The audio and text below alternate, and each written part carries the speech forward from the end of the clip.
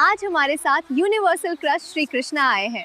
मेरे बहुत अच्छे कर्म रहे होंगे और आज का पॉडकास्ट भी कर्म के लिए ही है। कृष्णा, आज के टाइम में सबसे बड़ा कंफ्यूजन कर्म को लेकर है। सब कहते हैं जो करोगे वो भरोगे, लेकिन कैसे?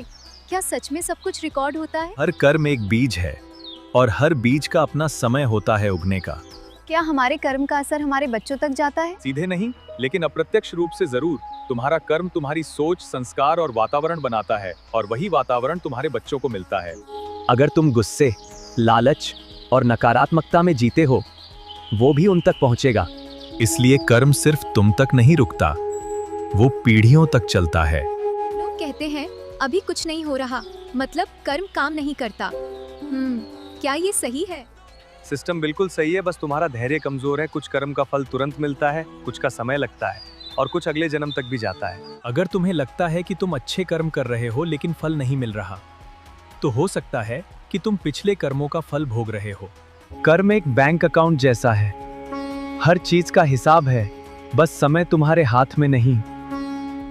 अगर किसी ने गलत कर्म किया हो, क्या वो सुधार सकता है? हाँ, लेकिन सिर्फ सॉरी बोलने से नहीं। सच्चा पश्चाताप के 3 स्टेप्स। 1.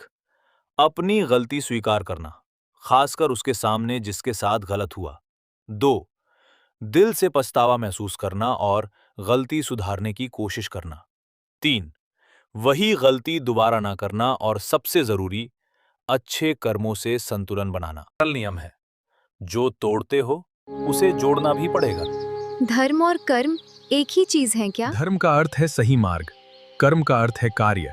जब तुम धर्म के अनुसार कर्म करते हो, जीवन में सुख और शांति रहती है। जब तुम अहंकार और स्वार्थ से कर्म करते हो, दुख और अशांति मिलती है। धर्म बिना कर्म अधूरा है और कर्म बिना धर्म अंधा है। लोग कहते हैं भगवान सब माफ कर देते हैं। मैं तुम्हें रास्ता दिखा सकता हूँ, लेकिन चलना तुम्हें खुद पड़ेगा। भगवान तुम्हें शक्ति, समझ और अवसर देते हैं, लेकिन कर्म का हिसाब तुम्हें खुद साफ करना होता है। मैं तुम्हारा बोझ हल्का कर सकता हूँ, लेकिन जब तक तुम खुद नहीं बदलते, कर्म मिटता नहीं।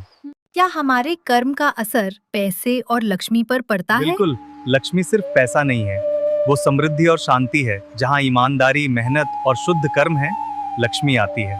कृष्ण, अब समझ आया, कर्म सिर्फ सजा देने का सिस्टम नहीं, एक सीखने का सिस्टम है। बिल्कुल, कर्म तुम्हें तोड़ता नहीं, तुम्हें बनाता है। हर दिन अपने कर्म सोच समझकर चुनो, क्योंकि वही तुम्हारा भविष्य लिख रहा है। हेलो दोस्तों, चैनल को बिना सब्सक्राइब किए मत जाना और लाइक करो, शेयर करो। Bye bye.